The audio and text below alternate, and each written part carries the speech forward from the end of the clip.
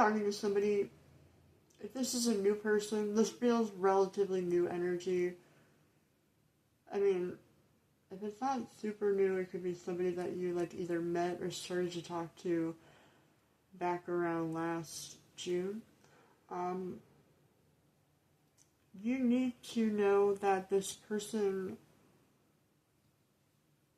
if they stop talking to you or if they pull back, there's something about this person who, when they're on, right? Like when it's good, it's great. There's something where it's like you might vibe really well, you might communicate really well, you might get along really well. This person pulls back or becomes avoidant when they feel like they can't face themselves, or when there's a side of themselves they don't want to show you. They'll suddenly ghost or disappear or pull back, or they'll avoid a conversation. And it's because there's either a side of themselves that they really don't like, or there's just something that they refuse to face, or they refuse to look in the mirror about something. And if you're the type that is able to confront things head on, this is not that type of personality. They don't like to do that. They want to sweep things under the rug. They may be used to being able to do that. They may pick partners, friends, people in general based on that quality. Like they may expect that to some degree out of people. They may also just have been raised to be allowed to do that, or by other people that have done that.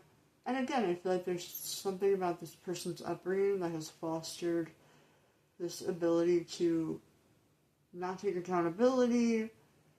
So you have to know that, like, if this is already a pattern that you've noticed, it's a forever pattern. I don't know that this person is ever going to learn or take the time to learn, or this is the type of person that, like,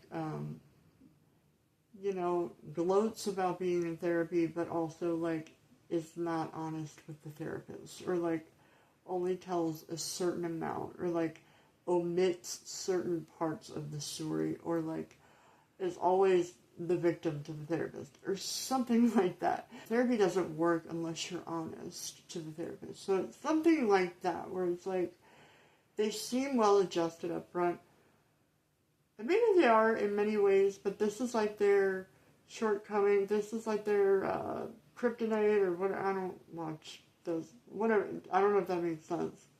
Maybe they're real into Marvel. Is it Marvel? That's the only brand that I know. Superman, right? That has existed long before Marvel.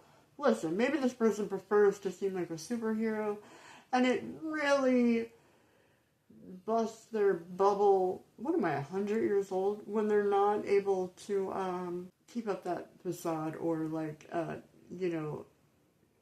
present that illusion long term. Like, if they can't sustain that, they really don't like it, and that's something that you're supposed to know. And if that's something you feel like you can deal with long term, if you're like, yeah, okay, I can handle that, then I think you're good to go. But if that's something that is making you kind of crazy, then you have to think about that as a long-term thing, because this is something that you'll encounter over and over again, and it might get more and more annoying over time.